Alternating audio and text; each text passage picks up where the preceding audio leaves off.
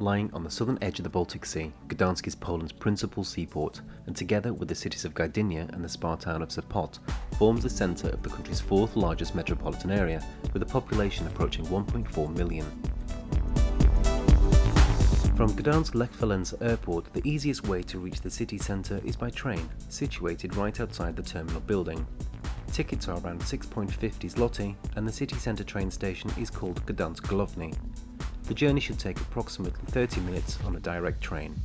Remember, if returning back to the airport by train, the station name you need to remember is Gdansk Port Lotniczy.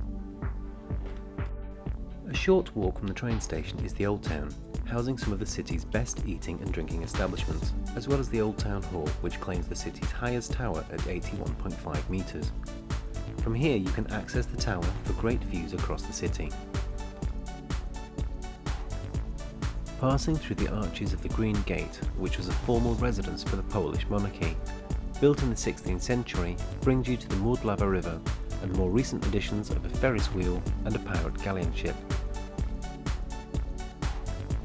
A return sailing trip takes approximately an hour and a half to the Westerplatte Peninsula, passing through the Gdansk shipyards and docks. Stopovers at Westerplatte are optional, giving you the opportunity to visit the official site where the Second World War began. On the 1st of September 1939, Nazi soldiers dressed in Polish uniforms staged a mock attack on a radio tower in the German border town of Gliwice, using concentration camp inmates dressed in German uniforms as the supposed victims of an aggressive Polish attack. Using this as his excuse, Hitler launched a strike on Westerplatte, which ultimately kicked off World War II. Only 38 buildings survived intact after the Second World War, but downtown has been rebuilt and replicated, modern buildings with an antique veneer.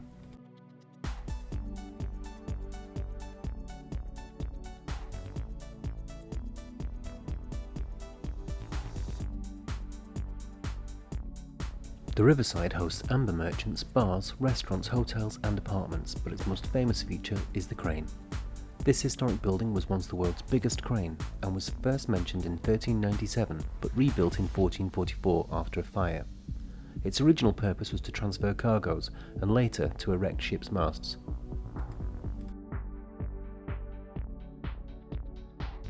On the other side of the river from the crane is the SS Soldak, a retired Polish coal and ore freighter. She was the first ship built in Poland after the war and is now part of the National Maritime Museum.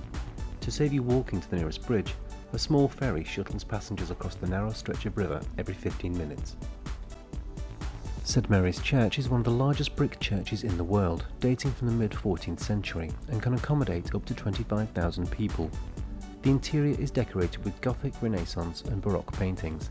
The most famous, The Last Judgment by Flemish painter Hans Memling, is currently held in the National Museum of Gdansk. From the central train station Gdansk Główny, travelling to the neighbouring spa town of Sopot couldn't be easier.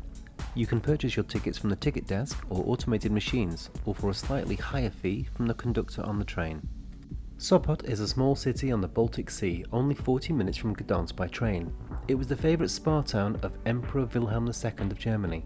Today, Sopot is famous for Europe's longest wooden pier, the largest European music festival after the Eurovision Song Contest, and the Grand Hotel, one of Poland's most luxurious hotels. Thanks for watching our quick guide to Gdansk. If you'd like any further information, please feel free to contact us.